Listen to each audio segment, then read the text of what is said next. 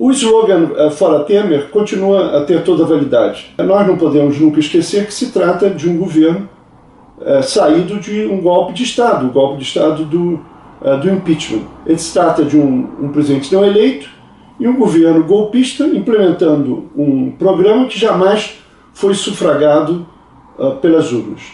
Qual é o dever dos intelectuais? Os intelectuais têm que lembrar isso a todo momento e também dissecar, analisar, denunciar as políticas antipopulares que estão sendo implementadas por esse governo. O Brasil está passando por um momento, uma conjuntura política bastante inquietante para as pessoas que acompanharam o processo de construção do Brasil como nação e como povo. Para a geração que, como eu, nos anos 70, 80, estava ali na infância, adolescência e entrando na faculdade, é muito duro isso tudo que nós estamos vivendo, porque direitos pelos quais nós lutamos muito, eles estão sendo simplesmente desprezados como se não fossem nada. Isso não é verdade. Foram muitas lutas para a gente chegar à Constituição que nós temos e foram muitos os esforços para garantir que essa Constituição surtisse efeitos. Nós tivemos um golpe, né? Ele foi midiático, político, envolveu congressos, partidos conservadores e envolveu setores do aparelho de Estado, que são o Judiciário, o Ministério Público, Polícia Federal, etc.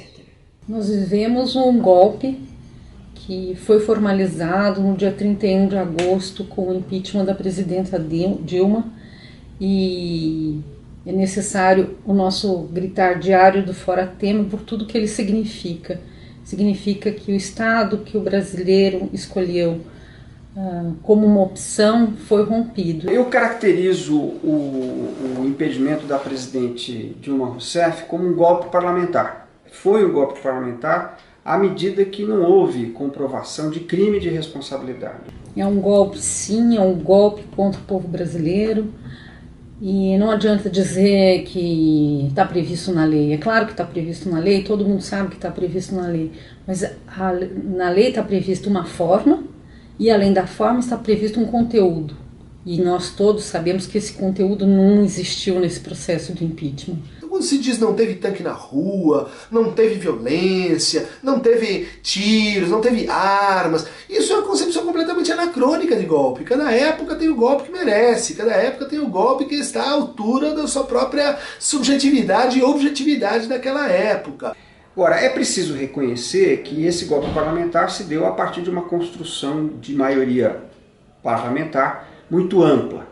Nesse sentido, não é um golpe típico como se vivia anteriormente. Obviamente, não houve nenhuma mobilização das Forças Armadas e, nesse sentido, a gente pode dizer que é um acontecimento que mancha a democracia brasileira, mas não fecha a democracia brasileira. Quando o Brasil conseguiu produzir essa novidade, né, quer dizer, um tipo de golpe dietético, né, higiênico, que termina todo mundo com as mãos limpas, em que a gente vai e cumprimenta as pessoas na rua, aqueles que venceram, né, os colunistas, aqueles que apoiaram esse movimento, a gente diz, ok, então agora vamos do jeito de vocês, agora vocês estão com Temer, então vamos aí de mãos dadas para uma reformulação do país. Ninguém está com Temer.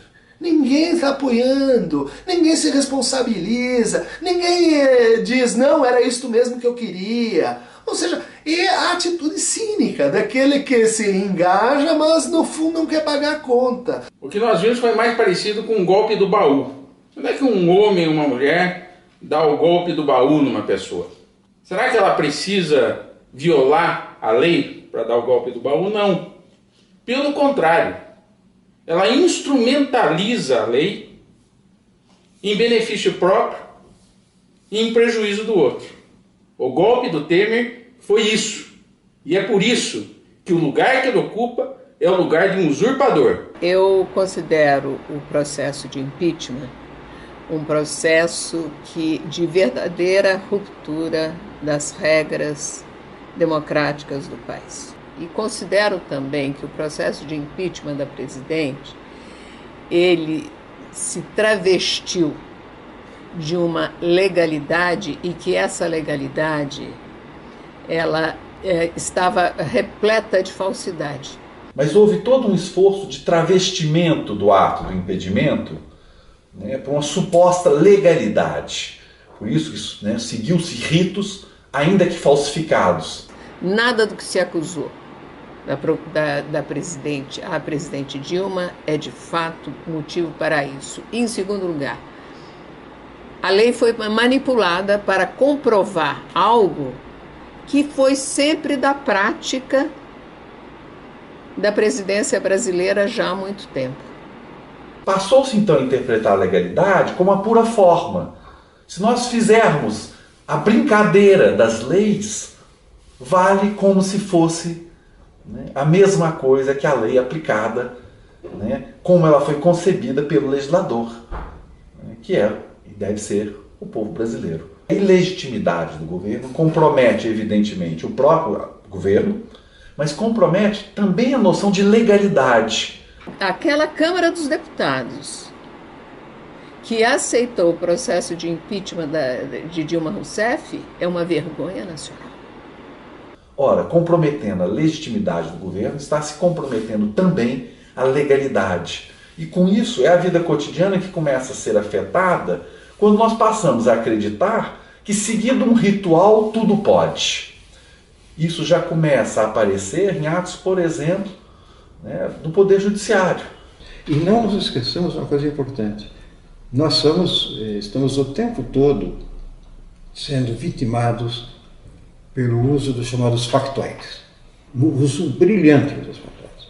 Que daí você prende, desprende, como já fizeram aí de maneira brutal, para desviar a atenção, e enquanto isso estão lá passando venda do pré-sal, voltando atrás em relação ao que antes era crime, né? Você condena o presidente por uma coisa e depois você, em seguida, diz que não tem problema nenhum.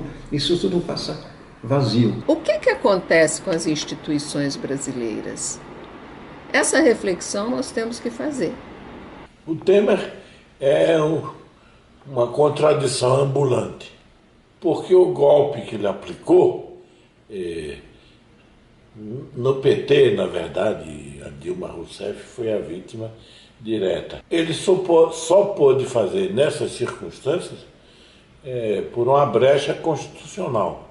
O presidente Michel Temer, que assume, ele era o vice da Dilma. E ele não pode usar como argumento que ele não tinha nada a ver com aquele processo. Aliás, ele traiu Dilma Rousseff, porque se ele considerava espúria aquela aliança, ele não poderia ter entrado nela. O último círculo do inferno do Dante é para os traidores. Em resumo, ele é um golpista. A dificuldade em combatê-lo, parte da dificuldade em combatê-lo, está em que ele é um golpista constitucional, uma contradição brasileira.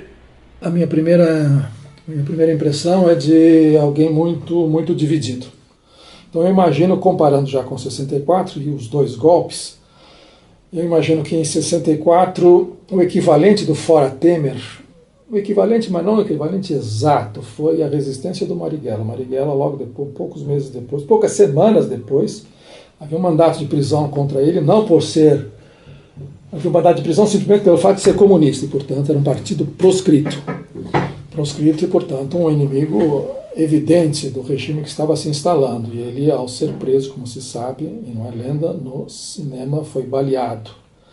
Depois, quando foi solto, fora o crime de ser comunista, não tinha cometido nenhum ilícito diante daquela nova circunstância jurídico-política, ele disse que tinha resistido, escreveu um panfleto, por que resistia à prisão?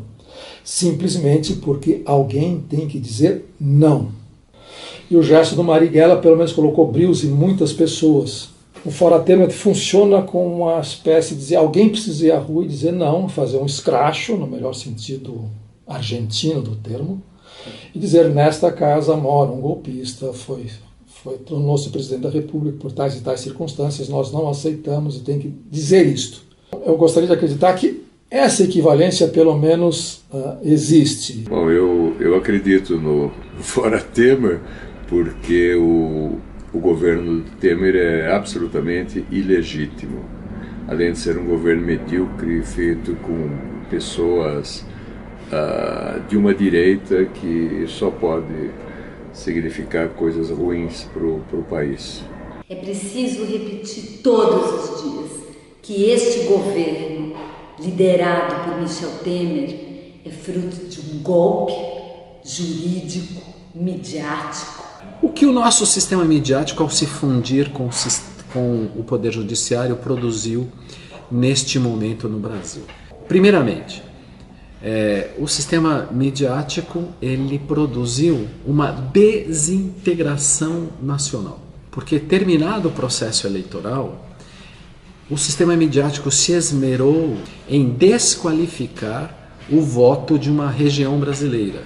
O voto do Nordeste, por exemplo, passou a ser um voto indigno e comprado com o Bolsa Família. Outra coisa que o sistema midiático fez que é inconcebível: o sistema midiático organizou manifestações. Isto é um abuso e isto é o sequestro de um direito e de uma iniciativa da sociedade civil. Um golpe que tem como objetivo varrer dos corações e mentes todo o imaginário social ligado com o campo da esquerda no país, ou seja, a ideia da luta pela distribuição de renda, a ideia da luta pela igualdade, pela equidade, contra a discriminação de raça, de gênero, enfim, pautas ligadas também aos direitos humanos que historicamente se constituíram em pautas presentes no campo da esquerda.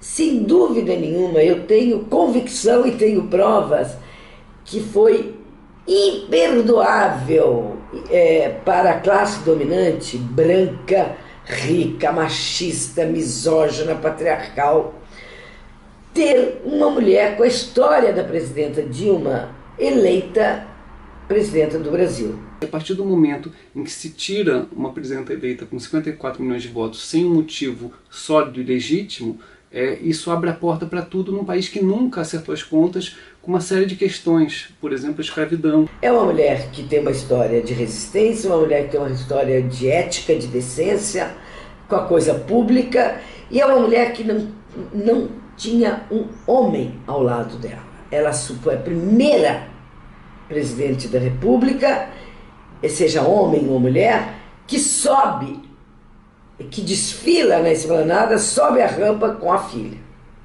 Isso nós não podemos deixar de considerar, em hipótese nenhuma.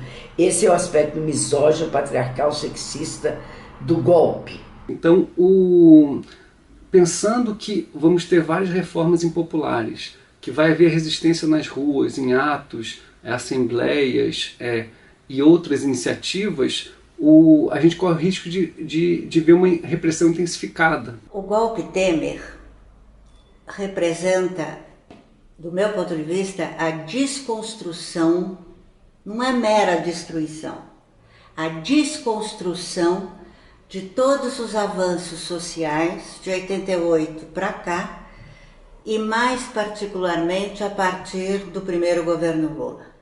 Quer dizer, as conquistas sociais dos últimos 10 anos, resultante de lutas populares, estão sendo de uma maneira ou outra confiscadas. A sensação que eu tenho é isso. É um retrocesso para o Brasil. O Brasil está muitas vezes recuando, voltando a comportamentos, eu diria, detestáveis. Os Bolsonaro estão aí, para não nos deixar esquecer que isso também existe. O plano um pouco das democracias ocidentais é sempre expandindo os direitos, né? E o que esse governo já apontou muito claramente é uma regressão, é uma volta para trás em direitos que já tinham sido conquistados. Quem viajou pelo mundo, eu viajei um pouquinho, né? Principalmente nos países em desenvolvimento, países chamados subdesenvolvidos, vários países africanos. A referência que se tem do Brasil é muito impressionante. Ele diz como que o Brasil conseguiu em tão pouco tempo construir tantas coisas no plano social, Bolsa Família, a luz que chega em todos os lugares, programas sociais. Será que outro país não poderia seguir o exemplo do Brasil para chegar a isso? Acabar com uma Secretaria Especial de Políticas das Mulheres, acabar com a Secretaria de Promoção de Igualdade Racial, botar tudo dentro de uma Secretaria de Direitos Humanos subordinada a esse ministro da Justiça, que nós já sabemos não tem compromisso com direitos humanos, nos dá a sensação de um retrocesso muito grande nesse governo, né? É muito importante a gente ter secretarias pensando em políticas de igualdade de gênero e de igualdade racial, porque a desigualdade de gênero e racial no Brasil ainda é uma questão muito grave. Em relação, por exemplo, às políticas externas do Brasil, em relação aos países africanos, a primeira atitude que se tomou era reduzir as representações diplomáticas do Brasil nos países africanos, porque logo a África, quer dizer que a África não interessa ao Brasil. É como que a África de dentro, que os negros, vão interessar essas políticas. A gente está vendo o Brasil, por um lado, tentar expandir direitos, por exemplo, com a Lei Maria da Penha, né? A violência doméstica é um problema ainda endêmico em nosso país, né? E ao mesmo tempo vendo, no entanto, um ataque conservador muito grande, vindo não só do governo Temer, vindo também do atual Congresso, um Congresso que quer voltar atrás com várias das políticas, né? Quer até voltar atrás com as poucas possibilidades de aborto, por exemplo, aborto pós-estupro, que a gente tem legalizado no país, né? Então, o medo de retrocessos muito grandes, ele é real nesse momento. São coisas preocupantes. Eu acredito que nós deveríamos nos preocupar mais, fazer mais reuniões, difundir mais o que está acontecendo, porque há muita injustiça ocorrendo que pode ser e deve ser evitada. A gente se pergunta se tudo que foi conquistado, política de ações afirmativas, cotas nas universidades federais e algumas universidades estaduais, se tudo isso vai se manter ou não. Porque se não tiver, no meu entender, uma resistência muito grande em termos de mobilização, em pouco tempo se acaba tudo. O que eu discordo do Temer é a política dele. Não porque ele é Temer, realmente porque é uma política não só conservadora, mas de retrocesso. Conquistas importantes que já houve no Brasil e já estavam inseridas na vida brasileira estão sendo perdidas agora. Eu preciso dizer a vocês algumas coisas que estão acontecendo na área de ciência e tecnologia. Essas áreas são consideradas estratégicas para o desenvolvimento dos países. E quando um país desenvolvido entra em crise, o que ele faz é aumentar as verbas para ciência e tecnologia, porque são essas áreas que impulsionam a inovação nas empresas, a inovação na sociedade e que permite que elas saiam da crise. Esse governo ilegítimo de Michel Temer está mostrando que não dá a menor importância para a ciência e tecnologia. Fundiu o Ministério da Ciência com outro ministério, que é uma coisa que só aconteceu nos piores anos do governo de José Sarney, na década de 80. Segundo a Academia Brasileira de Ciências, da qual eu faço parte, tenho a honra de fazer parte, a ciência brasileira vai ser inviabilizada há muito pouco, dentro de muitos poucos meses, talvez, a ciência brasileira estará inviabilizada, o que pode acarretar um êxodo de cientistas, aqueles que puderem sair, com consequências imprevisíveis, né? Que os recursos para a ciência e tecnologia estão caindo, estão nos menores níveis dos últimos anos. Nós temos cientistas que estão deixando o Brasil porque não conseguem condições de trabalho aqui. Quer dizer, esse fenômeno dos cortes na educação pública e na educação em geral é um fenômeno global, infelizmente. Eu costumo dizer nas últimas semanas que a gente está vivendo um filme catástrofe, né? A única diferença é que a gente não pode sair do cinema, né? Temos que aguentar esse filme catástrofe. Aqui na França, as manifestações são praticamente semanais contra os cortes de saúde e educação, mas o Brasil é um país que fez o seu sistema universitário público com grande esforço e muito tarde. Então, as perdas para o Brasil são irreparáveis. Eu acho que a gravidade da situação brasileira no que diz respeito à pesquisa e à educação é imensa. Nós precisamos dar um basta nisso. Os vários direitos indígenas que foram garantidos pela Constituição de 88, que foi um dos maiores e mais lindos movimentos políticos, especialmente no que diz respeito aos direitos dos indígenas, com a participação direta dos indígenas e com a grande participação de aliados dos indígenas. O fato é que, com esse tempo, cada um desses grandes direitos entrou em crise, de um jeito ou de outro. Essas perdas nos direitos indígenas, como elas acontecem exatamente desde que a gente conseguiu garantir em 88 os direitos na Constituição, as perdas perpassam diversos governos. Elas não são únicas para cada governo. O problema é que nós não podemos ter nenhuma esperança de que o governo Temer nos traga nada melhor, ou melhor, a gente só pode ter a convicção, a certeza de que se as coisas já estavam indo mal, elas só poderão piorar. Principalmente acho que cabe aos indígenas manter esses espaços. Soninha Guajajara, ela é presidente da Associação dos Povos Indígenas do Brasil, e ela diz assim: primeiro a gente viveu a época em que a gente tinha que lutar pelos direitos. Depois a gente viveu a época em que a gente tinha que implantar os direitos que a gente tinha recebido. E ela diz: agora é a época para a gente lutar para não perder esses direitos.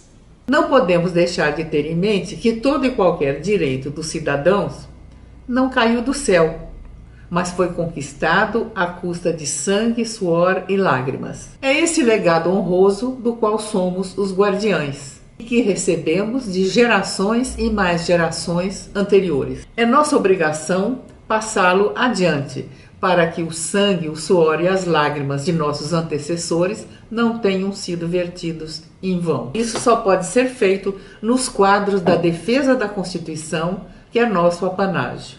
Até onde eu vejo, uma esquerda desmoralizada e sem perspectiva foi apeada do poder por uma direita corrupta e pseudo-moralista, pró-americana e inconformada com o progresso dos pobres na era Lula.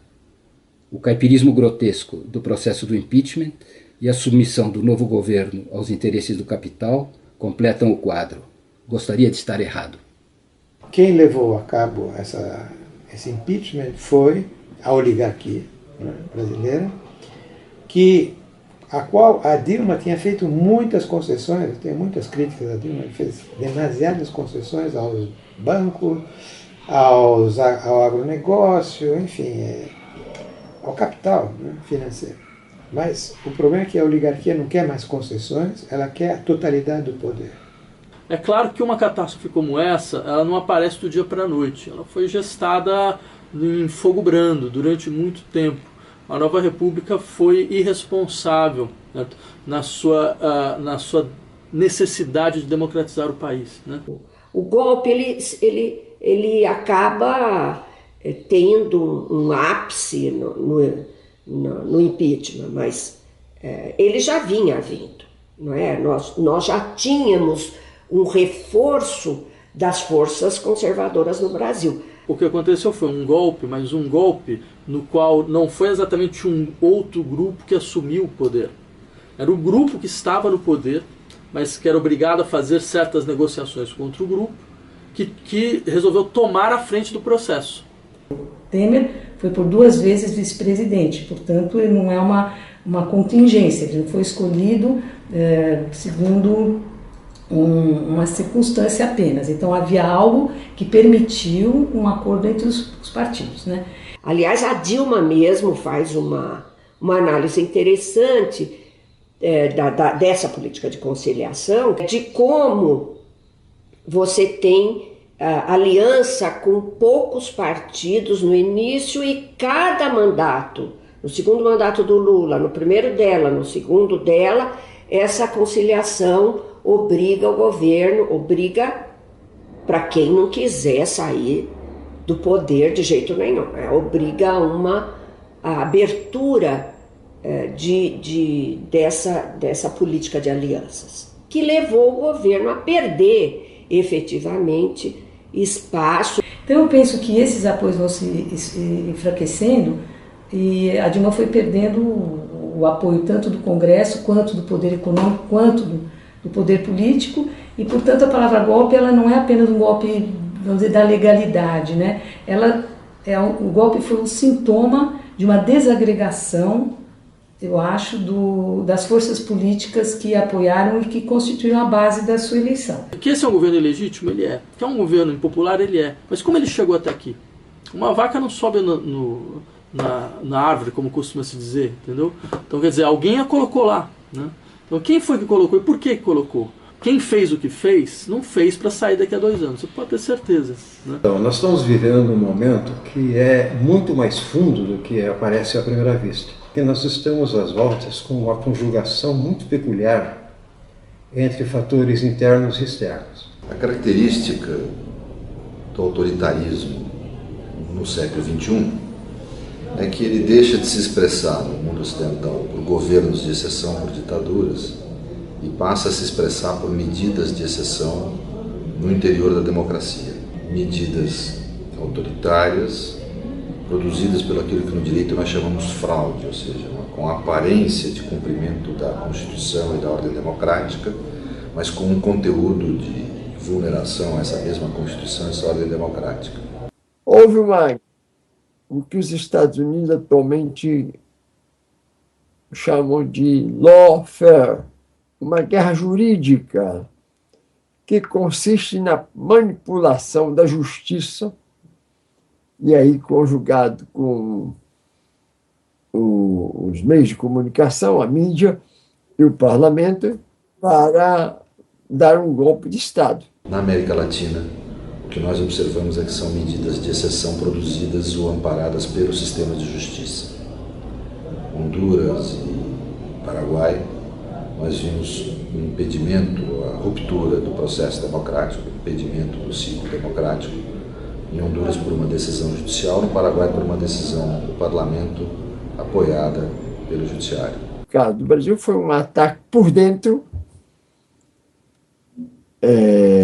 para destruir um governo que estava implementando uma política externa contrária aos interesses dos Estados Unidos, interna e externa. Tanto quanto eu consigo ver, se fosse só pelas forças internas, nem seria o caso de cassar o mandato de Dilma. Mas por que ela era insuportável? Ela é insuportável mais para interesses externos. Ela não podia ser engolida por aquilo que ainda é um pouco os ardores imperiais norte-americanos. Não porque fosse uma adversária clara, ela fez concessões tremendas, insuportáveis, a começar pela famosa lei do terrorismo, mas ela tinha uma coisa que era inaceitável externamente, para os americanos pelo menos, norte-americanos. Ela não era confiável, no sentido de que em certos pontos decisivos ela seria capaz de endurecer. Que pontos são esses? Exploração de petróleo. Outra coisa, o conjunto de nações emergentes, os chamados BRICS, Brasil, Rússia, Índia, África do Sul, que também nunca foram engolidos pelos interesses norte-americanos, e o Brasil podia ter um papel assim de protagonismo nisso. Isso significa também que o Mercosul, que sempre esteve sob fogo adverso, era uma coisa que a Dilma seria capaz de defender melhor. Então, por que não tirar? Já que internamente há um movimento nesse sentido. Isso está acontecendo em todos os campos, não é novidade. Quando alguém é inconveniente e há alguma chance de resistência interna, essas forças que não são só internas e têm alto know-how nessa área, organizam a chamada resistência e se vai embora a figura pouco potável, né? Quem vem depois pouco importa, desde que seja totalmente alinhado. Aqui no Brasil nós temos esses dois tipos de medidas de exceção surgindo muito fortemente. A Primeiro, o impeachment de Dilma, que é uma medida de exceção que suspende o direito à democracia de toda a sociedade, produzida no âmbito do parlamento com legitimação do judiciário. E segundo, ações judiciais promovidas contra lideranças políticas como Lula, inclusive, com vistas não a verificar se ele cometeu o crime, mas a obter resultados políticos desse tipo de medida judicial, condená-la a qualquer custo. Se sabe anteriormente qual vai ser o resultado dos processos antes deles sequer se desenvolver. Nós temos que estar preparados para um nível de organização de forças, de resistências e de avanços que leve em conta um terreno de combate muito diferenciado e muito complexo. É difícil conviver com a ilegitimidade política do governo, que é grande, com a insegurança jurídica. É muito difícil conviver com a insegurança jurídica que nós estamos vivendo hoje no país, porque há uma flexibilização das leis e dos procedimentos judiciários e policiais que é inaceitável, mas o que eu acho que é mais grave é a politização do judiciário. Preciso lembrar do papel do Poder Judiciário dentro da nossa República. O Poder Judiciário tem por dever dar garantia ao que está na Constituição. E aí a gente se pergunta como é que foi o papel do Judiciário nesse episódio do impeachment. Acho que a gente precisa pensar um pouco e retomar o papel do Judiciário aí ao longo da nossa história e ver que muitas vezes ele foi o perpetuador das violações de direitos contra o povo brasileiro. O país foi desmoralizado e de uma desmoralização leva-se tempo para sair. Hoje em dia, falar a palavra democracia para caracterizar o nosso momento político é quase dizer um palavrão, assim. É falar nostalgicamente. Ainda que a gente tivesse uma democracia precária antes do golpe, a gente tinha um desejo de democracia. Parece que esse desejo de democracia se cancelou a partir do golpe. O povo brasileiro vai ter de batalhar, ele não pode esperar que as coisas não vão acontecer por si mesmas, já que essa burguesia bandida do país, ela chegou para tomar conta. Isso para mim é uma das coisas mais graves que acontece no Brasil atual. O poder do cinismo na política. E diante do cinismo, nenhum de nós, ninguém consegue nada. Porque o cínico mente e fala a verdade ao mesmo tempo. E nós não podemos quebrar com a sua cara, com o seu discurso. Mesmo que você diga, você está sendo cínico, ele se mantém nessa postura. Essa é a postura do poder. Nós estamos com o governo Temer, é ilegítimo. O que ele está aplicando jamais passaria pelas urnas, assim também como jamais passaria pelas urnas o governo real que a Dilma fez em 2015, jogando para o alto as promessas de campanha. Essas duas questões estão conectadas, muito embora é bom a gente levar em conta. O governo Temer é muito pior do que qualquer coisa que a Dilma faria. Porque nós temos aqui as classes dominantes sem nenhum tipo de freio, sem nenhum tipo de superego, vamos dizer assim, sem nenhum tipo de contenção. Elas estão avançando, botando o pé na porta para conseguir mudar uma configuração social no Brasil, que se traduz na maior intervenção feita no funcionamento do Estado brasileiro desde os anos 30. As três grandes propostas de reforma, a PEC 241, que vai fazer uma contenção do gasto público, supostamente, por 20 anos, a proposta de reforma da Previdência e a proposta de reforma trabalhista, se tudo isto for levado a cabo, de fato nós vamos viver um processo de liberalização de um conjunto de relações sociais que vai prejudicar seriamente as camadas de baixa renda, os trabalhadores de modo geral, e vai significar um retrocesso importante do ponto de vista da classe trabalhadora. Essa proposta que foi estabelecida, foi constitucionalizada sob pressão dos movimentos sociais nos anos 80, ela agora vai ser desmontada por um governo que ascendeu, não é? Fruto de um movimento que estava supostamente, que estava em defesa dos serviços públicos, não é? Mas que que por um lado defendia os serviços públicos, por outro lado combatia a corrupção. E com base nesse combate à corrupção, ele conseguiu, digamos assim, derrubar o governo Dilma e fazer ascender um novo governo com uma agenda liberal extremamente ambiciosa.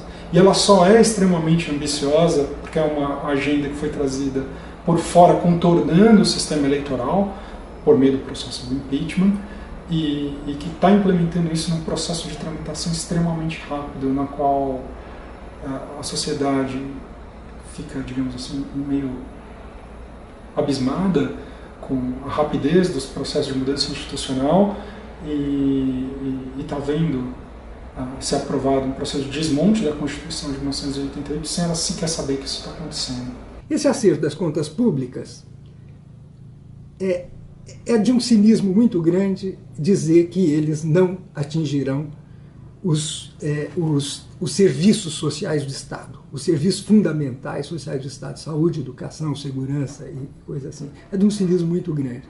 Neste primeiro ano, de fato, os orçamentos serão mais ou menos os mesmos. Mas no prazo de 20 anos que eles estão fazendo, os cálculos dos economistas são de uma perda brutal do poder de intervenção do Estado nos serviços sociais para a população. Então, esse trabalho me parece que será feito. Vão conseguir? Eu acho que vão, mas esperem, porque mais adiante vai ter uma reação popular. Enfrentar e resistir a um governo que é fruto de um golpe, que portanto não tem a menor legitimidade para governar o país, é fundamental para inclusive fortalecer e reconstituir o campo da chamada esquerda no país. Já houve uma mobilização, não foi suficiente para reverter a situação, mas acho que ela vai continuar, sobretudo na medida em que o caráter profundamente retrógrado e obscurantista desse governo de fato, ilegal, né, vai se manifestar. A sociedade brasileira precisa, a cada momento que um desses direitos for afrontado, ela reagir a isso. Aqui eu quero fazer uma homenagem aos jovens estudantes do secundário que estão mostrando o que é fazer política de uma forma apartidária, consequente, responsável e trazendo propostas concretas para a educação.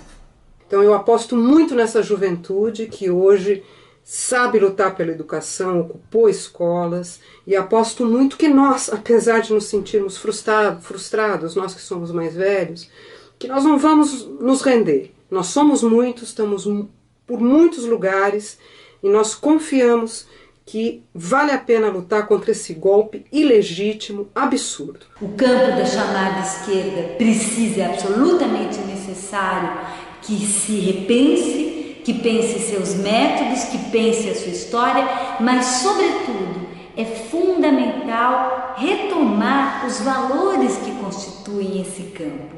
Os valores que tem na ideia da solidariedade, dos direitos, da função fundamental do Estado em garantir a solidariedade e os direitos, na democracia, inclusive na democracia direta, na ampliação e radicalização democrática do país. Esse tem que ser valores fundadores. Não vejo condições desse presidente que eu considero legítimo cair.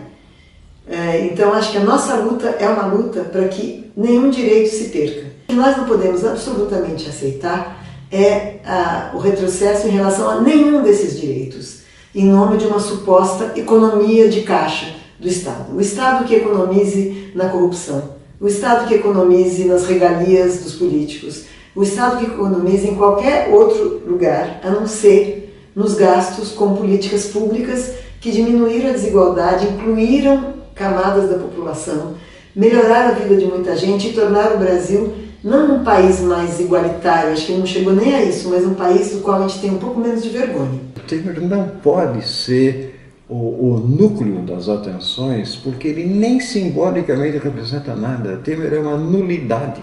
Temer é um fantasma que ocupa, se é que ocupa, uma posição importante na República, quando as coisas sérias estão passando por outros lados. Temer não governa. Ele é um boneco de engonço. Boneco de engonço. Quer um boneco de engonço? Olha, sobre o Temer, eu acho que ele está numa situação muito desconfortável, porque por mais que ele queira falar como chefe de Estado, ele não tem esse reconhecimento de chefe de Estado, nem no Brasil, nem fora. Fora ele é aceito apenas como exercício de um cargo formal, não existe uma respeitabilidade ligada a ele, porque não existe um programa político que foi atribuído a ele, como existia no PT, por mais que houvesse defasagens entre a ideia petista e a prática petista. Quer dizer, você tinha uma espécie de aura com relação ao Partido dos Trabalhadores e aos representantes que falavam em nome do Partido dos Trabalhadores e da sociedade brasileira que o elegeu, que era muito importante para a inserção do Brasil, tanto na América Latina quanto no quadro internacional, que hoje obviamente regrediu. O Brasil hoje nem é notícia. Quer dizer, o Brasil é um país que voltou a ter um estatuto pré-Fernando Henrique. É preciso ver qual é a alternativa real e profunda ao Sr. Temer, que efetivamente é um caso assim, modelar, ele e o seu governo, caso modelar de nulidade. E quando não é nulidade, é nefanda, é perigosa para o país, como eu nomeio aqui, sem mais, o ministro de Relações Exteriores, o Sr. José Serra, que está promovendo a venda do país por preço irrisório. Eu tenho uma dificuldade pessoal. Já senti isso nos atos antes do impeachment ser realizado, consumado. Eu fui como um ato de solidariedade, estamos todos sendo vitimados, e, portanto, uma solidariedade entre camaradas. Mas, por outro lado, eu me senti mal. Mal porque eu só encontrei amigos. E a sensação não só de ter encontrado amigos, mas a sensação de estar no mesmo barco que estava afundando e ninguém tinha coragem de dizer que o barco estava afundando. Isto posto começam esses atos de fora Temer, eu sinto dizer, mas eu indo à rua, no primeiro ato, com solidariedade, eu me sentiria num processo ou num comício eleitoral para a campanha de 2018, sem que ninguém tenha feito o menor esboço de avaliação que está acontecendo. Vamos remover esse cara, que é um fantoche, e vamos legitimamente eleger um governo que estará lá pela maioria dos eleitores desse país. Estamos em campanha. Então nada aconteceu, não foi um golpe. Se é um golpe, não podemos estar em campanha eleitoral, temos que fazer outra coisa. Agora, se tomar a iniciativa imediata para reagir ao golpe, por um contragolpe estritamente eleitoral, é campanha para 2018, não dá. Agora seria muito fácil a gente começar a aproveitar o nosso tempo e e tacar pedra no governo continuamente. Seria um belo exercício narcísico, porque de fato o pensamento conservador nacional, a direita brasileira é absolutamente troglodita, né? Ela é caricata, mas a questão é, e depois disso? Porque o que a população me parece que ela quer saber é o que nós temos a oferecer hoje. A reedição do que foi feito, com os mesmos erros e com as mesmas limitações, porque o processo tinha chegado no limite. Certo? Muito claro, já faz 4, 5 anos que esse país não cresce de verdade, né? Quer dizer, que o processo de distribuição de renda tinha batido no teto, né? Quer dizer, a gente vai tentar retomar esse processo ou a gente tem alguma coisa nova a oferecer? Tem que ter uma política para o PT, mas fora desses partidos institucionais que questionam que só o PT porque faz isso, faz aquilo. Não tem diferença de natureza entre eles, é só de grau. Um está mais degenerado, o outro ainda está caminhando. O PT vai estar sempre na frente, vai estar sempre sendo uma máquina eleitoral importante. Então tem que ter uma política para saber o que conversar com eles. Começar uma espécie de balanço coletivo do que foi o PT, o que significa, o que nós queremos do PT. Nós não podemos jogar fora, porque isso para nós foi um experimento de sobrevivência social. Você teve um partido civilizado, politizado, com uma tradição, digamos, iluminista, que segurou isso aqui, e segurou, num certo sentido, é uma coisa que não tem preço. Nós temos que conseguir avaliar isso e o que a gente faz daqui para frente. Mas isso não significa que nós vamos endossar a sobrevivência desse cadáver eleitoral que vai ficar eternamente na nossa frente. Então temos que ter uma política que provoque uma revolução dentro do PT. Essa crise que a gente está vendo de representação não é brasileira. De certa maneira, movimentos indignados na Espanha, Occupy Wall Street, é a expressão dessa crise de representação. Aqui no Brasil a gente tem uma particularidade, porque a resposta que tradicionalmente se dá a isso é: nós vamos criar um grande movimento de baixo para cima, não é, que institucionalize a luta política da sociedade civil de uma maneira extremamente democrática. Bem, a gente já fez isso. O PT é o melhor partido político que existe numa grande democracia do mundo. Ele é isso. Ele é controle da base, ele é democracia interna, ele é uma confluência de todos os movimentos sociais. Isso já foi feito na experiência brasileira de uma maneira muito mais intensa, muito mais ousada do que os espanhóis estão sendo capazes de fazer com as confluências municipalistas. Por quê? Porque o PT era todos os movimentos sociais num território continental que é o Brasil. O movimento sindical, tinha o movimento de mulheres, o movimento negro, o movimento de rádio livre, estava todo mundo lá. Se não deu, se isso se transformou numa experiência mais ou menos convencional, em circunstâncias muito favoráveis, que era a explosão de movimentos sociais do final dos anos 70 e início dos anos 80, primeiro que eu não tenho grande expectativa de que exista força social agora para refazer isso. Em segundo lugar, porque quem tentaria fazer isso uma vez que a experiência acabou de fracassar?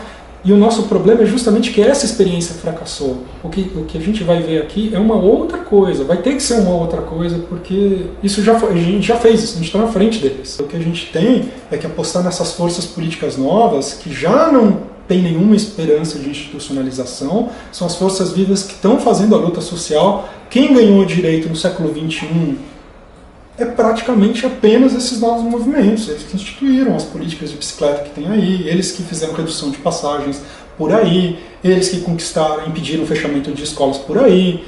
São essas forças vivas que conseguiram aumentos salariais por fora das lutas sindicais. São esses movimentos que estão conquistando novos direitos no século XXI. Esses movimentos, eles precisam aprender que a rejeição da luta institucional tem seus limites, que eles precisam dialogar com essas forças institucionais sem se subordinar a elas. E as forças institucionais precisam entender que tem movimentos de outra natureza, que não são aqueles movimentos que estão dentro delas, que elas têm que escutar e dialogar como agentes externos. Esse arranjo que eu acho que vai ter que nascer da experiência brasileira. Eu acho que nós precisamos refundar a esquerda, repensar tudo, fazer uma esquerda moderna, democrática, anticapitalista, ecológica e antipopulista. No fundo, de um modo geral, o que tem que fazer a gente sabe bem, né? O problema é como pôr isso tudo em prática, né? Ao mesmo tempo que fique claro, não se trata de recomeçar do zero, né? A gente tem que fazer uma discussão a fundo, porque se a gente continuar assim, nós não vamos ganhar, nós vamos perder sempre. Isso não tem problema. A gente ganha a nossa turminha, mas a gente não ganha setores mais amplos. A gente precisa ganhar setores mais amplos, não só os setores populares, mas todos os setores da classe média. A gente poderia ter uma boa parte da classe média conosco, boa parte. Tem uma parte que não vai, mas a gente poderia ter muito mais. Eles não desmoralizaram apenas o PT, etc, mas é a esquerda. Você abre o jornal esquerdista, não sei o que, abre a internet, meu Deus, o clima parece 64. Porque eles apresentam de tal maneira as coisas que a gente passa a ser suspeito, né?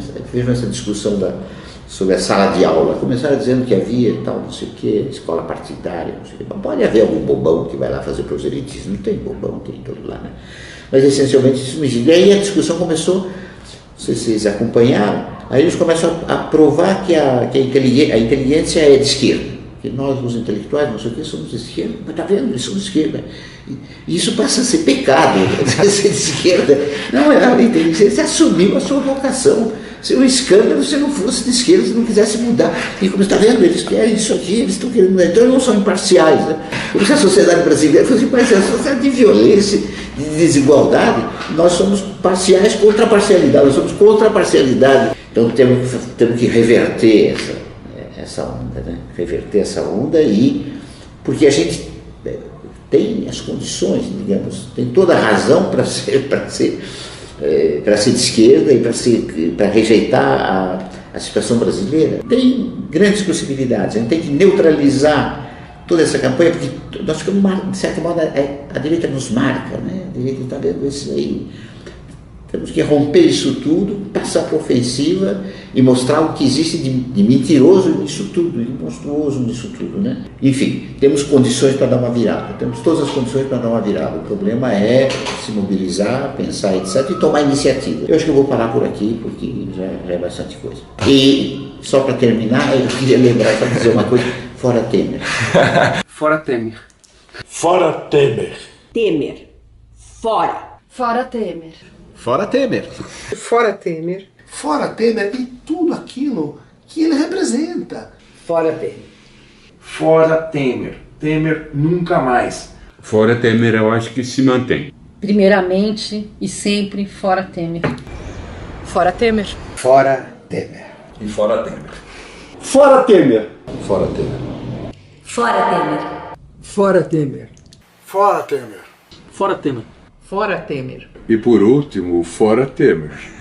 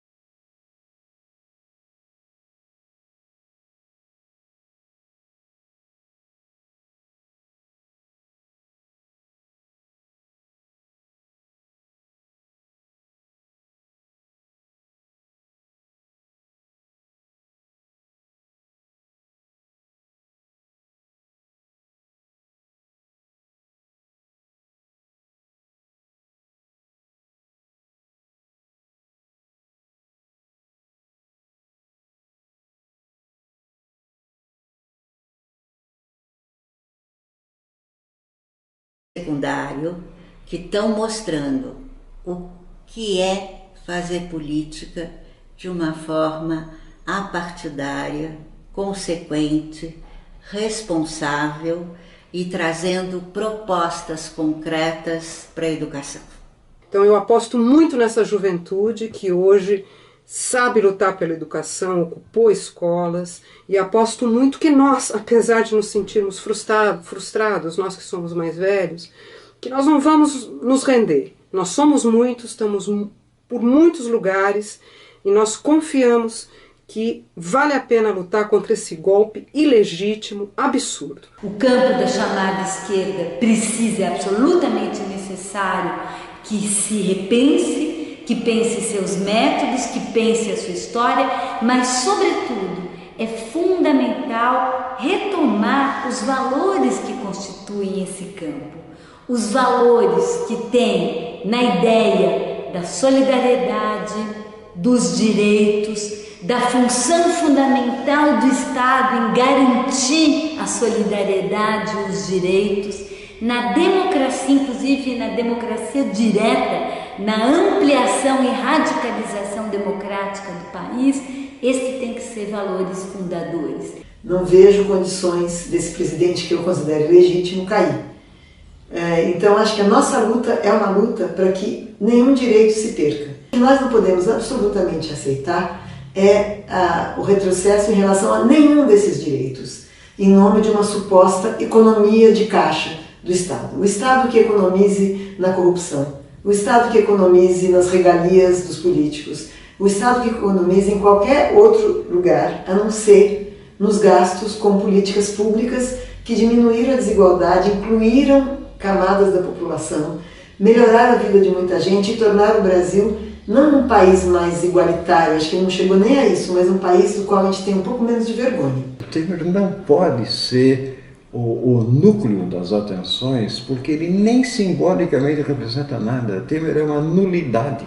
Temer é um fantasma que ocupa, se é que ocupa, uma posição importante na República, quando as coisas sérias estão passando por outros lados.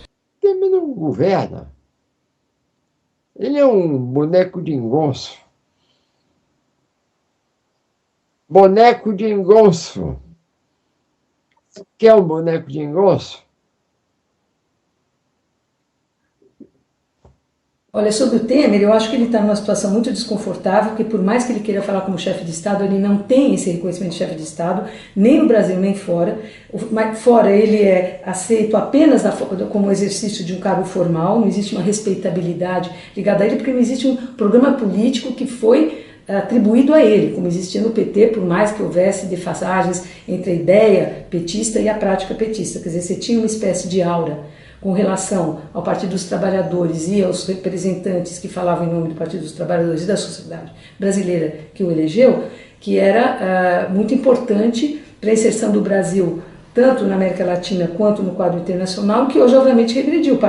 O Brasil hoje nem é notícia. Quer dizer, o Brasil é um país que voltou a ter um estatuto pré-Fernando Henrique. É preciso ver qual é a alternativa real e profunda ao Sr. Temer, que efetivamente é um caso assim modelar, ele e o seu governo, caso modelar de nulidade. E quando não é nulidade, é nefanda, é perigosa para o país. Como eu nomeio aqui, sem mais, o ministro de Relações Exteriores, o Sr. José Serra, está promovendo a venda do país por preço irrisório. Eu tenho uma dificuldade pessoal. Já senti isso nos atos antes do impeachment ser realizado, consumado. Eu fui como ato de solidariedade, estamos todos sendo vitimados, e, portanto, uma solidariedade entre camaradas. Mas, por outro lado, eu me senti mal porque eu só encontrei amigos. E a sensação não só de ter encontrado amigos, mas a sensação de estar no mesmo barco que estava afundando e ninguém tinha coragem de dizer que o barco estava afundando. Isto posto, começam esses atos de fora Temer, eu sinto dizer, mas eu indo à rua, no primeiro ato, com solidariedade, eu me sentiria num processo ou num comício eleitoral para a campanha de 2018, sem que ninguém tenha feito o menor esboço de avaliação que está acontecendo. Vamos remover esse cara, que é um fantoche, e vamos legitimamente eleger um governo que estará lá pela maioria dos eleitores desse país. Estamos em campanha. Então nada aconteceu, não foi um golpe. Se é um golpe, não podemos estar em campanha eleitoral, temos que fazer outra coisa. Agora, se tomar a iniciativa imediata para reagir ao golpe por um contragolpe estritamente eleitoral, é campanha para 2018, não dá.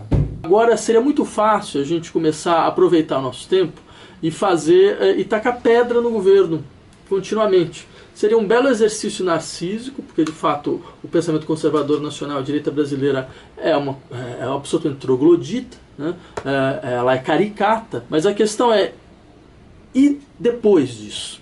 Porque o que a população me parece que ela quer saber é o que nós temos a oferecer hoje. A reedição do que foi feito, com os mesmos erros e com as mesmas limitações, porque o processo tinha chegado no limite. Certo? Muito claro, já faz 4, 5 anos que esse país não cresce de verdade, né? Quer dizer, que o processo de distribuição de renda tinha batido no teto, né? Quer dizer, a gente vai tentar retomar esse processo ou a gente tem alguma coisa nova a oferecer? Tem que ter uma política para o PT, mas fora desses partidos institucionais que questionam que só o PT porque faz isso, faz aquilo. Não tem diferença de natureza entre eles, é só de grau. Um está mais degenerado, o outro ainda está caminhando. O PT vai estar sempre na frente, vai estar sempre sendo uma máquina eleitoral importante. Então tem que ter uma política para saber o que conversar com eles. Começar uma espécie de balanço coletivo do que foi o PT, o que significa, o que nós queremos do PT. Nós não podemos jogar fora, porque isso para nós foi um experimento de sobrevivência social. Você teve um partido civilizado, politizado, com uma tradição, digamos, iluminista, que segurou isso aqui, e segurou num certo sentido, é uma coisa que não tem preço. Nós temos que conseguir avaliar isso e o que a gente faz daqui para frente. Mas isso não significa que nós vamos endossar a sobrevivência desse cadáver eleitoral que vai ficar eternamente na nossa frente. Então temos que ter uma política que provoque uma revolução dentro do PT. Essa crise que a gente está vendo de representação não é brasileira. De certa maneira, movimentos indignados na Espanha, Occupy Wall Street, é a expressão dessa crise de representação. Aqui no Brasil a gente tem uma particularidade, porque a resposta que tradicionalmente se dá a isso é: nós vamos criar um grande movimento de baixo para cima, não é, que institucionalize a luta política da sociedade civil de uma maneira extremamente democrática. Bem, a gente já fez isso. O PT é o melhor partido político que existe numa grande democracia do mundo. Ele é isso. Ele é controle da base, ele é democracia interna, ele é uma confluência de todos os movimentos sociais. Isso já foi feito na experiência brasileira de uma maneira muito mais intensa, muito mais ousada do que os espanhóis estão sendo capazes de fazer com as confluências municipalistas. Por quê? Porque o PT era todos os movimentos sociais num território continental que é o Brasil. O movimento sindical, tinha o movimento de mulheres, o movimento negro, o movimento de rádio livre, estava todo mundo lá. Se não deu, se isso se transformou numa experiência mais ou menos convencional, em circunstâncias muito favoráveis, que era a explosão de movimentos sociais do final dos anos 70 e início dos anos 80, primeiro que eu não tenho grande expectativa de que exista força social agora para fazer isso. Em segundo lugar, porque quem tentaria fazer isso uma vez que a experiência acabou de fracassar? E o nosso problema é justamente que essa experiência fracassou. O que a gente vai ver aqui é uma outra coisa, vai ter que ser uma outra coisa, porque isso já foi, a gente já fez isso, a gente está na frente deles. O que a gente tem é que apostar nessas forças políticas novas, que já não tem nenhuma esperança de institucionalização, são as forças vivas que estão fazendo a luta social. Quem ganhou o direito no século XXI é praticamente apenas esses novos movimentos. Eles que instituíram as políticas de bicicleta que tem aí, eles que fizeram redução de passagens por aí, eles que conquistaram, impediram o fechamento de escolas por aí. São essas forças vivas. Mas para interesses externos. Ela não podia ser engolido por aquilo que ainda é um pouco os ardores imperiais norte-americanos. Não porque fosse uma adversária clara, ela fez concessões tremendas, insuportáveis, a começar pela famosa lei do terrorismo, mas ela tinha uma coisa que era inaceitável externamente, para os americanos pelo menos, norte-americanos. Ela não era confiável, no sentido de que em certos pontos decisivos ela seria capaz de endurecer. Que pontos são esses? Exploração de petróleo.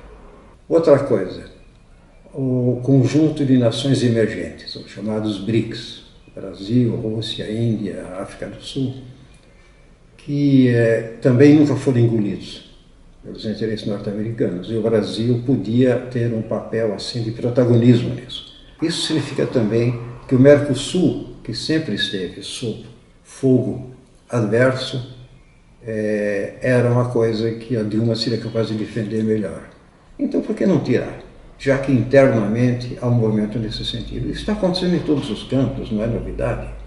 Quando alguém é inconveniente e há alguma chance de resistência interna, essas forças que não são só internas e têm alto know-how nessa área, organizam a chamada resistência e se vai embora a figura pouco potável, né? Quem vem depois pouco importa, desde que seja totalmente alinhado. Aqui no Brasil nós temos esses dois tipos de medidas de exceção surgindo muito fortemente. Primeiro, o impeachment de Dilma, que é uma medida de exceção que suspende o direito à democracia de toda a sociedade, produzida no âmbito do parlamento com legitimação do judiciário. E segundo, ações judiciais promovidas contra lideranças políticas, como Lula, inclusive, com vistas não a verificar se ele cometeu o crime, mas a obter resultados políticos desse tipo de medida judicial, condená-la a qualquer custo. Se sabe anteriormente qual vai ser o resultado dos processos antes deles sequer se desenvolver. Nós temos que estar preparados para um nível de organização de forças, de resistências e de avanços que leve em conta um terreno de combate muito diferenciado e muito complexo. É difícil conviver com a ilegitimidade política do governo, que é grande, com a insegurança jurídica. É muito difícil conviver com a insegurança jurídica que nós estamos vivendo hoje no país, porque há uma flexibilização das leis e dos procedimentos judiciários e policiais que é inaceitável. Mas o que eu acho que é mais grave é a politização do judiciário. Preciso lembrar do papel do Poder Judiciário dentro da nossa República. O Poder Judiciário tem por dever dar garantia ao que está na Constituição. E aí a gente se pergunta como é que foi o papel do Judiciário nesse episódio do impeachment. Acho que a gente precisa pensar um pouco e retomar o papel do judiciário aí ao longo da nossa história e ver que muitas vezes ele foi o perpetuador das violações de direitos contra o povo brasileiro. O país foi desmoralizado e de uma desmoralização leva-se tempo para sair. Hoje em dia, falar a palavra democracia para caracterizar o nosso momento político é quase dizer um palavrão, assim. É falar nostalgicamente. Ainda que a gente tivesse uma democracia precária antes do golpe, a gente tinha um desejo de democracia. Parece que esse desejo de democracia se cancelou a partir do golpe. O povo brasileiro vai ter de batalhar, ele não pode esperar que as coisas não vão acontecer por si mesmas, já que essa burguesia bandida do país, ela chegou para tomar conta. Isso para mim é uma das coisas mais graves que acontece no Brasil atual. O poder do cinismo na política. E diante do cinismo, nenhum de nós, ninguém consegue nada. Porque o cínico mente e fala a verdade ao mesmo tempo. E nós não podemos quebrar com a sua cara, com o seu discurso. Mesmo que você diga, você está sendo cínico, ele se mantém nessa postura. Essa é a postura do poder. Nós estamos com o governo Temer, é ilegítimo. O que ele está aplicando jamais passaria pelas urnas, assim também como jamais passaria pelas urnas o governo real que a Dilma fez em 2015, jogando para o alto as promessas de campanha. Essas duas questões estão conectadas, muito embora é bom a gente levar em conta. O governo Temer é muito pior do que qualquer coisa que a Dilma faria.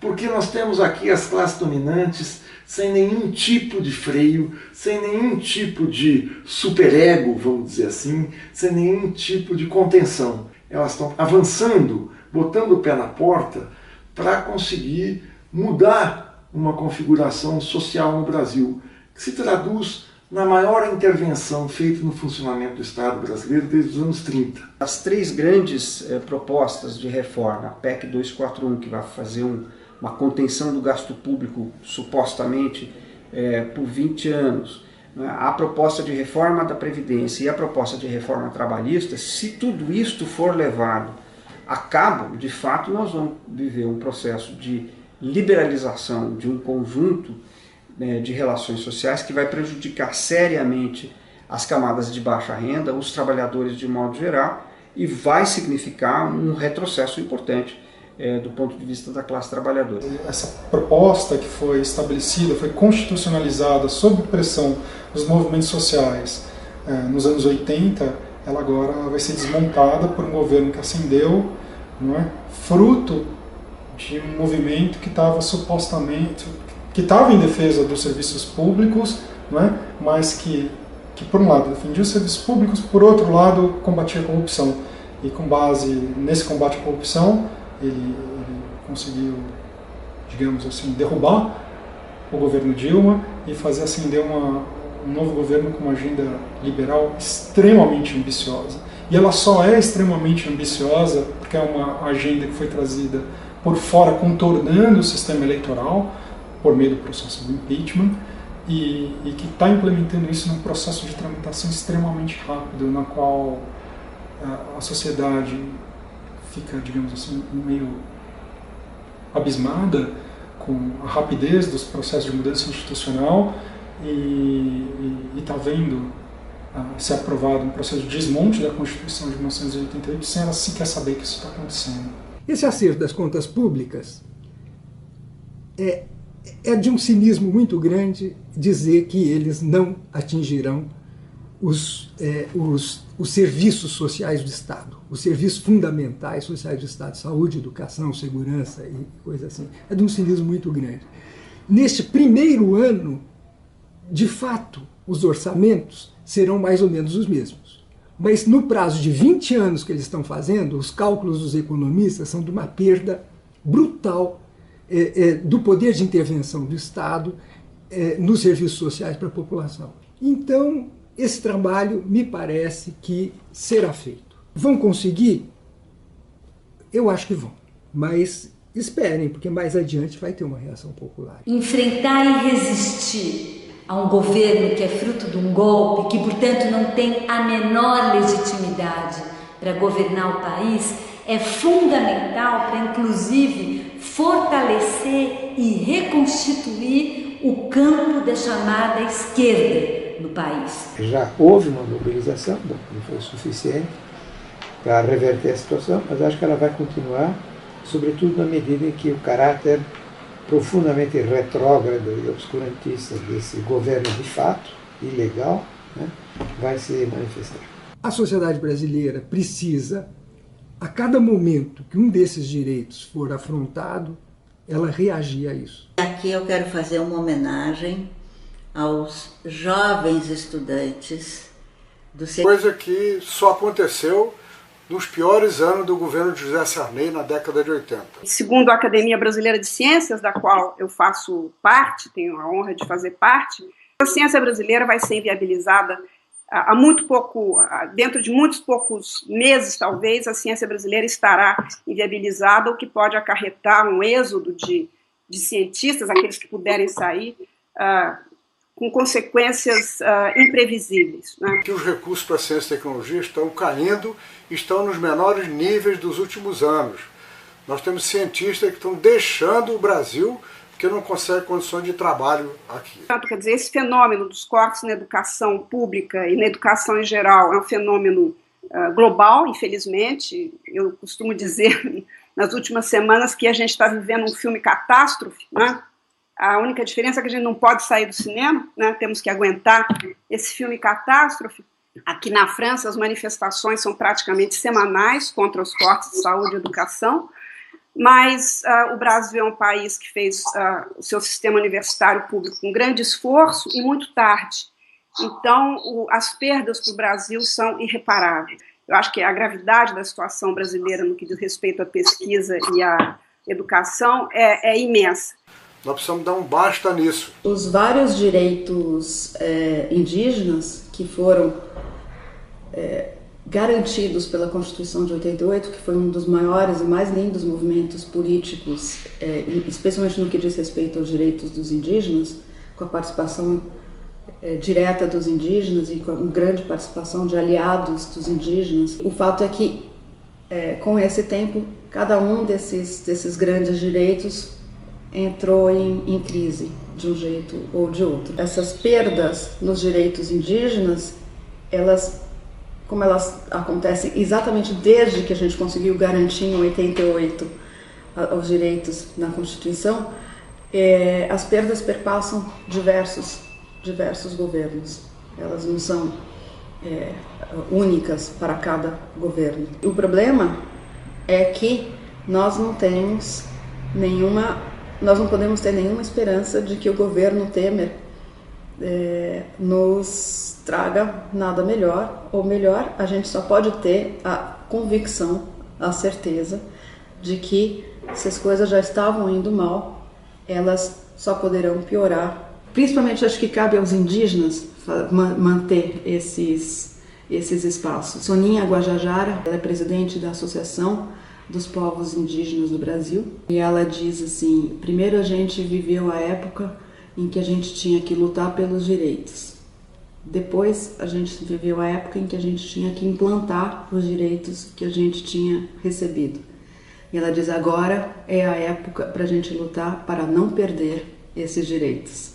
Não podemos deixar de ter em mente que todo e qualquer direito dos cidadãos não caiu do céu, mas foi conquistado à custa de sangue, suor e lágrimas. É esse legado honroso do qual somos os guardiães e que recebemos de gerações e mais gerações anteriores. É nossa obrigação passá-lo adiante, para que o sangue, o suor e as lágrimas de nossos antecessores não tenham sido vertidos em vão. Isso só pode ser feito nos quadros da defesa da Constituição, que é nosso apanágio. Até onde eu vejo, uma esquerda desmoralizada e sem perspectiva foi apeada do poder por uma direita corrupta e pseudo-moralista, pró-americana e inconformada com o progresso dos pobres na era Lula. O caipirismo grotesco do processo do impeachment e a submissão do novo governo aos interesses do capital completam o quadro. Gostaria de estar errado. Quem levou a cabo esse impeachment foi a oligarquia, né, brasileira, a qual a Dilma tinha feito muitas concessões, tem muitas críticas a Dilma, fez demasiadas concessões aos bancos, ao agronegócio, enfim, ao capital, né, financeiro. Mas o problema é que a oligarquia não quer mais concessões, ela quer a totalidade do poder. É claro que uma catástrofe como essa, ela não aparece do dia para a noite. Ela foi gestada em fogo brando durante muito tempo. A Nova República foi irresponsável, né, na sua necessidade de democratizar o país, né? O golpe ele acaba tendo um ápice no impeachment, mas ele já vinha vindo, não é? Nós já tínhamos um reforço das forças conservadoras no Brasil. O que aconteceu foi um golpe, mas um golpe no qual não foi exatamente um outro grupo que assumiu o poder. Era o grupo que estava no poder, mas que era obrigado a fazer certas negociações contra o grupo, que resolveu tomar a frente do processo. Temer foi por 2 vezes vice-presidente, portanto ele não é uma contingência, ele foi escolhido segundo uma circunstância apenas. Então havia algo que permitiu um acordo entre os partidos, né? Aliás, a Dilma mesmo faz uma análise interessante dessa política de conciliação, de como você tem aliança com poucos partidos no início e cada mandato, no segundo mandato do Lula, no primeiro dela, no segundo dela, essa conciliação obriga o governo, obriga para quem não quiser sair do poder de jeito nenhum, obriga a abertura dessa política de alianças, que levou o governo a perder efetivamente espaço. Então eu penso que esses apoios vão se enfraquecendo e a Dilma foi perdendo o apoio tanto do Congresso, quanto do poder econômico, quanto do poder político, e portanto a palavra golpe ela não é apenas um golpe, vamos dizer, da legalidade, né? O golpe foi um sintoma de uma desagregação, eu acho, das forças políticas que apoiaram e que constituíram a base da sua eleição. Que esse é um governo ilegítimo? Ele é. Que é um governo impopular? Ele é. Mas como ele chegou até aqui? Uma vaca não sobe na árvore, como costuma se dizer, entendeu? Então, quer dizer, alguém a colocou lá, né? Então, quem foi que colocou e por que colocou? Quem fez o que fez, não fez para sair daqui a 2 anos, você pode ter certeza, né? Então, nós estamos vivendo um momento que é muito mais fundo do que aparece à primeira vista. E nós estamos às voltas com uma conjugação muito peculiar entre fatores internos e externos. A característica do autoritarismo no século XXI é que ele deixa de se expressar no mundo ocidental por governos de exceção, por ditaduras, e passa a se expressar por medidas de exceção no interior da democracia. Medidas autoritárias, produzidas pelo aquilo que no direito nós chamamos fraude, ou seja, com a aparência de cumprimento da Constituição e da ordem democrática, mas com um conteúdo de vulneração a essa mesma Constituição e essa ordem democrática. Houve o que os Estados Unidos atualmente chamam de lawfare, uma guerra jurídica que consiste na manipulação da justiça, e aí conjugado com os meios de comunicação, a mídia e o parlamento, para dar um golpe de Estado. Na América Latina, o que nós observamos é que são medidas de exceção produzidas ou amparadas pelo sistema de justiça. Honduras e Paraguai, nós vimos um impedimento, a ruptura do processo democrático, o impedimento do ciclo democrático. Em Honduras por uma decisão judicial, no Paraguai por uma decisão do parlamento apoiada pelo judiciário. O caso do Brasil foi um ataque por dentro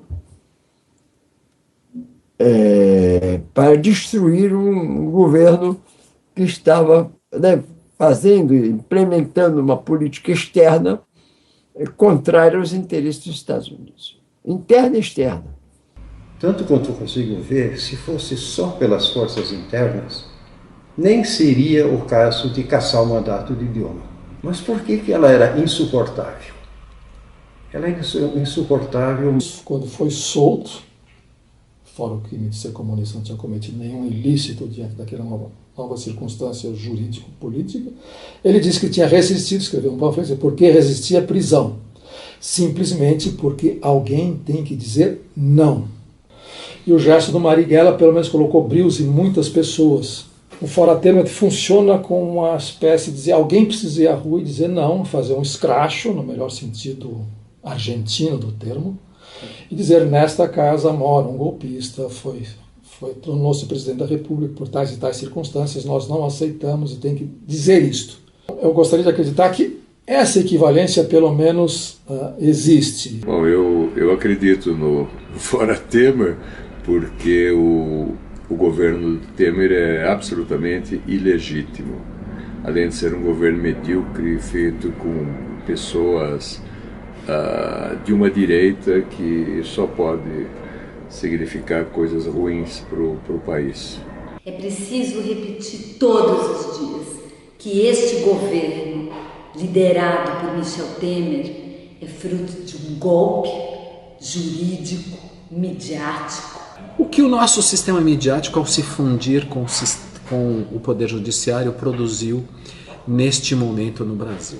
Primeiramente, o sistema midiático ele produziu uma desintegração nacional, porque terminado o processo eleitoral, o sistema midiático se esmerou em desqualificar o voto de uma região brasileira. O voto do Nordeste, por exemplo, passou a ser um voto indigno e comprado com o Bolsa Família. Outra coisa que o sistema midiático fez que é inconcebível, o sistema midiático organizou manifestações.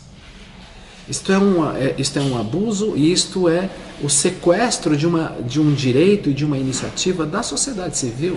Um golpe que tem como objetivo varrer dos corações e mentes todo o imaginário social ligado com o campo da esquerda no país, ou seja, a ideia da luta pela distribuição de renda, a ideia da luta pela igualdade, pela equidade, contra a discriminação de raça, de gênero, enfim, pautas ligadas também aos direitos humanos que historicamente se constituíram em pautas presentes no campo da esquerda.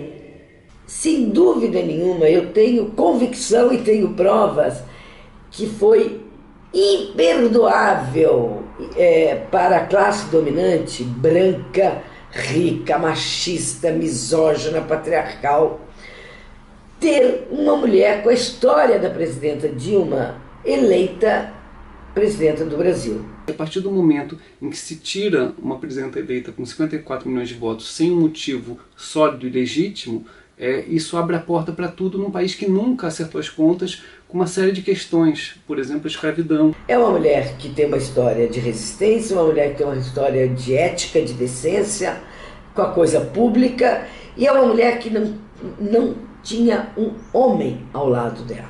Ela foi a primeira presidente da República, seja homem ou mulher, que sobe, que desfila na esplanada, sobe a rampa com a filha. Isso nós não podemos deixar de considerar, em hipótese nenhuma. Esse é o aspecto misógino, patriarcal, sexista do golpe. Então, pensando que vamos ter várias reformas impopulares, que vai haver resistência nas ruas, em atos, assembleias e outras iniciativas, a gente corre o risco de ver uma repressão intensificada. O golpe Temer representa, do meu ponto de vista, a desconstrução, não é mera destruição, a desconstrução de todos os avanços sociais de 88 para cá e mais particularmente a partir do primeiro governo Lula. Quer dizer, as conquistas sociais dos últimos 10 anos, resultado de lutas populares, estão sendo de uma maneira ou outra confiscadas. A sensação que eu tenho é isso.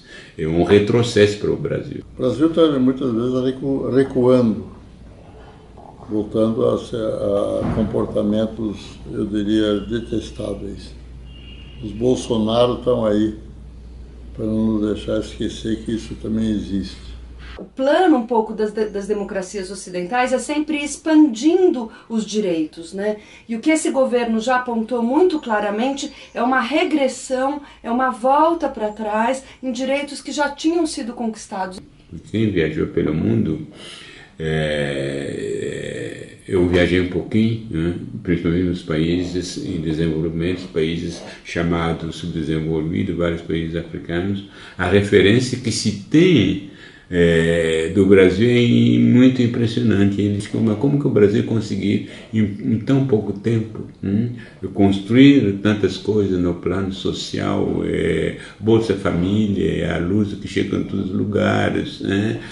Programas sociais. Será que outro país não poderia seguir o exemplo do Brasil para chegar a isso? Acabar com uma Secretaria Especial de Políticas das Mulheres, acabar com a Secretaria de Promoção de Igualdade Racial, botar tudo dentro de uma Secretaria de Direitos Humanos subordinada a esse ministro da Justiça, que nós já sabemos não tem compromisso com direitos humanos, nos dá a sensação de um retrocesso muito grande nesse governo, né? É muito importante a gente ter secretarias pensando em políticas de igualdade de gênero e de igualdade racial, porque a desigualdade de gênero e racial no Brasil ainda é uma questão muito grave. Em relação, por exemplo, às políticas externas do Brasil em relação aos países africanos, né?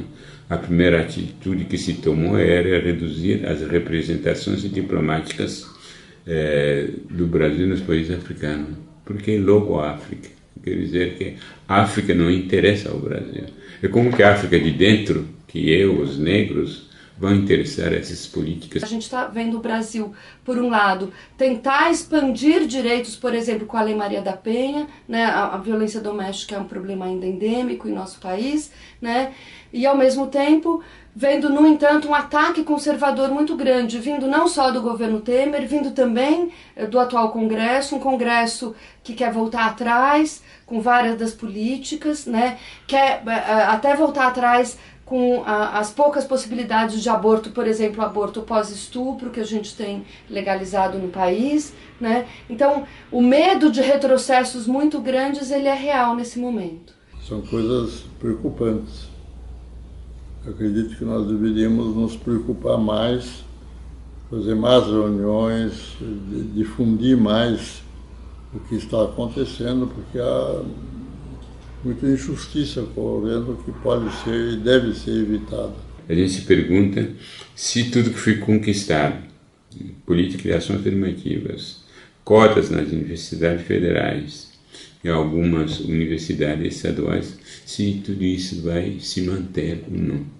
Porque se não tiver, no meu entender, uma resistência muito grande em termos de mobilização, em pouco tempo se acaba tudo. O que eu discordo do Temer é a política dele. Não porque ele é Temer, realmente porque é uma política não só conservadora, mas de retrocesso. Conquistas importantes que já houve no Brasil e já estavam inseridas na vida brasileira estão sendo perdidas agora. Eu preciso dizer a vocês algumas coisas que estão acontecendo na área de ciência e tecnologia. Essas áreas são consideradas estratégicas para o desenvolvimento dos países.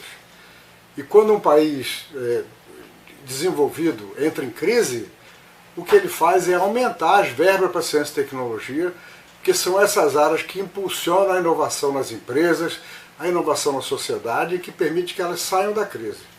Esse governo ilegítimo de Michel Temer está mostrando que não dá a menor importância para a ciência e tecnologia. Fundiu o Ministério da Ciência com outro ministério, que é uma coisa...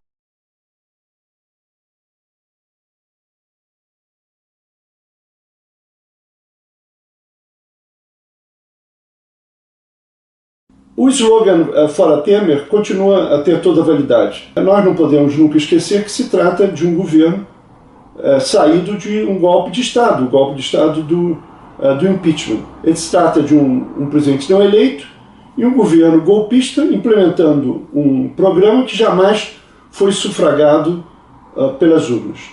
Qual é o dever dos intelectuais? Os intelectuais têm que lembrar isso a todo momento e também dissecar, analisar, denunciar as políticas antipopulares que estão sendo implementadas por esse governo. O Brasil está passando por um momento, uma conjuntura política bastante inquietante para as pessoas que acompanharam o processo de construção do Brasil como nação e como povo. Para a geração como eu, nos anos 70, 80, estava ali na infância, adolescência, e entrando na faculdade, é muito duro isso tudo que nós estamos vivendo, porque direitos pelos quais nós lutamos muito, eles estão sendo simplesmente desprezados como se não fossem nada. Isso não é verdade. Foram muitas lutas para a gente chegar à Constituição que nós temos, e foram muitos os esforços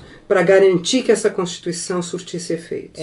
Nós tivemos um golpe, né? Ele foi midiático, político, envolveu congressos, partidos conservadores e envolveu setores do aparelho de Estado, que são o Judiciário, o Ministério Público, Polícia Federal, etc. Nós vivemos um golpe que foi formalizado no dia 31 de agosto com o impeachment da presidenta Dilma, e é necessário o nosso gritar diário do Fora Temer por tudo que ele significa. Significa que o Estado que o brasileiro escolheu como uma opção foi rompido. Eu caracterizo o impedimento da presidente Dilma Rousseff como um golpe parlamentar. Foi um golpe parlamentar à medida que não houve comprovação de crime de responsabilidade. É um golpe, sim, é um golpe contra o povo brasileiro. E não adianta dizer que está previsto na lei. É claro que está previsto na lei, todo mundo sabe que está previsto na lei. Mas na lei está prevista uma forma, e além da forma está previsto um conteúdo. E nós todos sabemos que esse conteúdo não existiu nesse processo de impeachment. Quando se diz não teve tanque na rua, não teve violência, não teve tiros, não teve armas, isso é uma concepção completamente anacrônica de golpe. Cada época tem o golpe que merece, cada época tem o golpe que está à altura da sua própria subjetividade e objetividade daquela época. Agora, é preciso reconhecer que esse golpe parlamentar se deu a partir de uma construção de maioria parlamentar muito ampla. Nesse sentido, não é um golpe típico como se vivia anteriormente. Obviamente, não houve nenhuma mobilização das Forças Armadas e, nesse sentido, a gente pode dizer que é um acontecimento que mancha a democracia brasileira, mas não fecha a democracia brasileira. Quando o Brasil conseguiu produzir essa novidade, né, quer dizer, um tipo de golpe dietético, né, higiênico, que termina todo mundo com as mãos limpas, em que a gente vai e cumprimenta as pessoas na rua, aqueles que venceram, né, os colunistas, aqueles que apoiaram esse movimento, a gente diz, ok, então agora vamos do jeito de vocês, agora vocês estão com Temer, então vamos aí de mãos dadas para uma reformulação do país. Ninguém está com Temer.